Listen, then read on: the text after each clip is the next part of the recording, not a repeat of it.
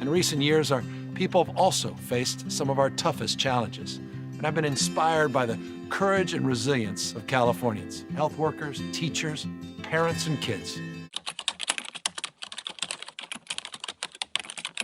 Our top story, a midnight meetup spills into the streets, leading to widespread destruction in downtown LA. Metro trains, businesses, and an LAPD cruiser all tagged with graffiti, and so far no one has been arrested. What's up, guys? This is Mike. Today we're going to look at this video coming out of Southern California, my former hometown. I grew up in South Central Los Angeles, so I'm all too familiar with this type of behavior. This is one of the wildest videos I've seen in a long time, not necessarily because I haven't seen it coming out of Chicago, other parts of the country, but just the sheer brazenness that takes place in front of the police.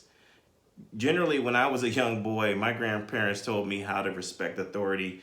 Anybody that actually wore a uniform, this was somebody, some figure in public society that you should respect. This is a wild video right now. Why don't we just jump right into it? Roll the clip. This Memorial Day weekend mayhem, prompting a strong rebuke from LA Mayor Karen Bass, who tonight is calling for those involved to be arrested and prosecuted.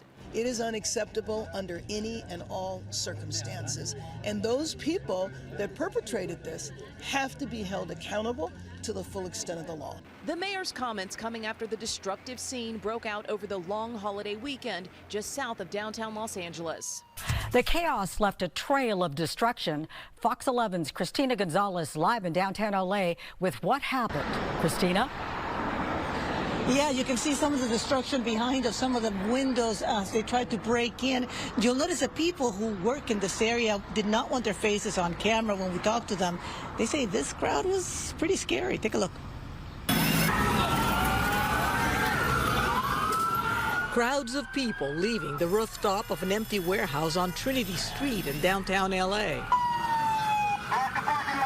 LAPD responding to what they describe as an unpermitted music event that quickly escalated. Fireworks lit on the street as the crowd moved on to Washington Boulevard, with LAPD tactical units right behind them.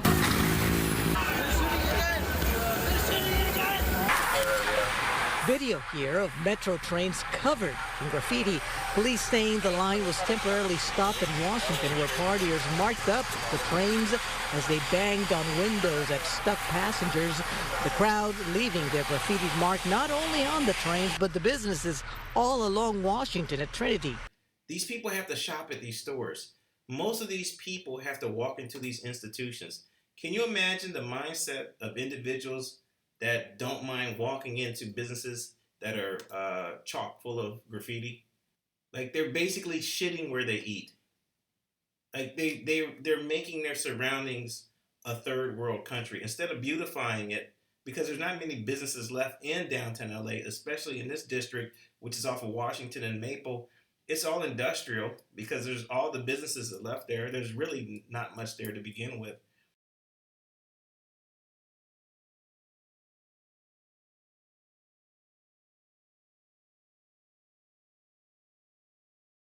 Trinity.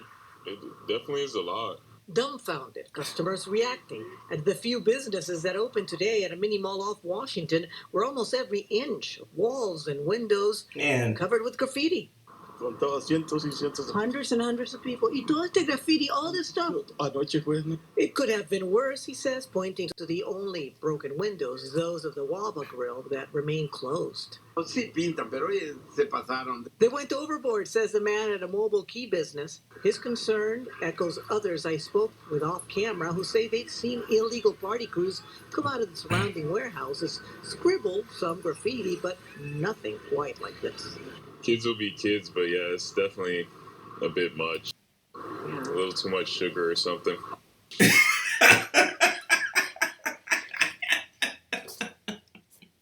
Kids will be kids, but it's definitely a little too much.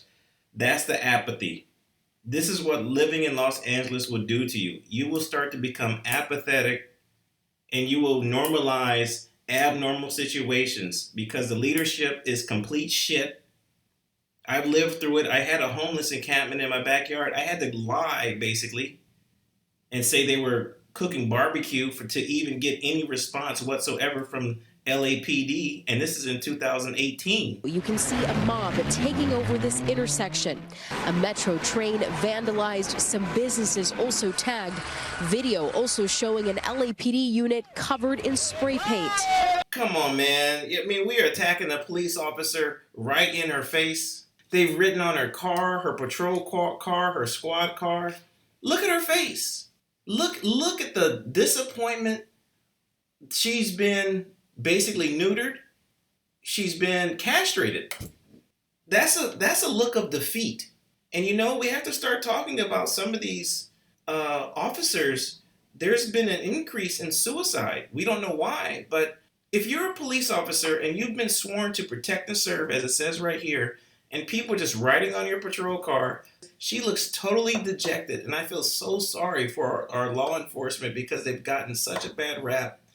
According to LA Metro, about 50 trespassers blocked 2 A-line trains at the intersection of Washington Boulevard and Maple Street. LA Metro says trespassers spray painted on both trains, even getting inside one of them. The operators and passengers were not injured. Service was delayed for about 20 minutes. In this video, you can see a large crowd of people scattered on the street, someone tagging the pavement. People can also be seen climbing on traffic lights and doing the same thing too. The LAPD lined the area trying to disperse the crowd. This is actually where we could use Kamala Harris. If they can find any of these perpetrators that have done this, and they've come to find out that also maybe some of these people say the I word illegal. Again, I'm not racist. I am not racist. Believe me, I am the furthest thing from a racist. But Kamala Harris right now, that policy that she had for being responsible for your children and arresting parents for their children being truant, maybe this is the type of policy you need to enact, because you can't have a bunch of teenagers. Look at this neighborhood, by the way. It's a complete shithole. I'm not pooping on working class people. Everybody's doing the best they can. Does this look like a walkable neighborhood? We've imported third world conditions into Southern California, and this is what you get.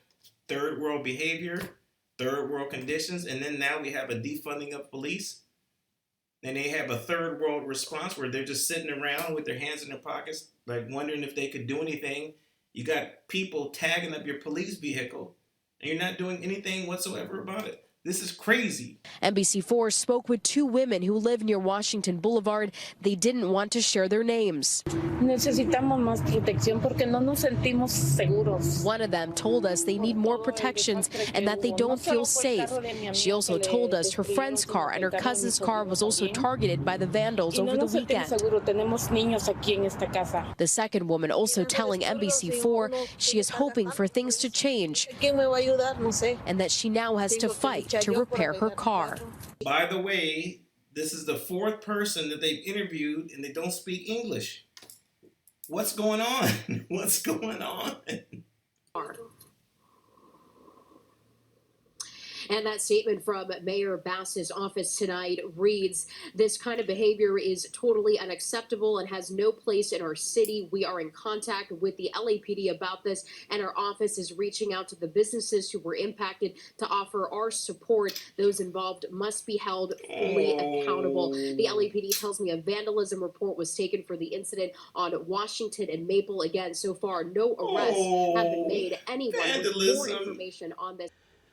This is a really crazy story. I just am shocked at the sheer brazenness about these teenagers, how they went about just not even really caring about the presence of the police officers. I used to hang out with taggers a long time ago in the 90s when I was in high school. I could never imagine actually trying to tag up a bus or tag up a tram or subway when there was an authoritative figure present. These kids are out of control. These parents are non-existent. I don't know what's happening in society. I don't know if we've completely lost our morals and scruples. We have no respect for anybody in uniform anymore. Sad, really sad for people who live in Los Angeles. I'm surprised people still continue to stay in Los Angeles. There's only a few places people can hide at this point. Pacific Palisades is burned down. Maybe Palos Verdes you can go to. Manhattan Beach, if you can afford that. Hermosa Beach, Redondo Beach. I think a lot of these communities are way overpriced for the average wage earner. So people in LA are, I think, having to face a harsh reality. You either stay in the rental market, which is extremely expensive. If you try to explore home ownership, good luck to you, because anything that's affordable is basically on the outskirts of Los Angeles. So we're talking longer commute times. And I'm not saying West Covina is cheap or affordable. Altadena, Arcadia, Alhambra, South Pasadena, these are really expensive upper middle class communities. So I can see LA right now is just basically undergoing this complete revival in the wrong way. It looks completely like shit. People that, again, no offense to people that want to continue to reside in LA, I basically threw the white towel because I couldn't take what I was looking at anymore. I couldn't stand all the taco stands. I couldn't stand the shaved ice stands. I couldn't stand all the street hot dogs and horchata. I'm the furthest person from a racist. But what I saw over the past 2 decades is Los Angeles leadership decided to import third world country standards. And if you look at LA in its present state, that's exactly what it is, a third world country. Anyway, this is Mike. Tell me what you think about my commentary. Leave a comment in the comment section below. See you on the next one. Peace. As your governor, I promise you, whatever challenges come our way, I will always lead the California way, based on compassion, common sense, telling the truth, following science, treasuring our diversity, defending our democracy, protecting our planet, and always planting seeds for the future.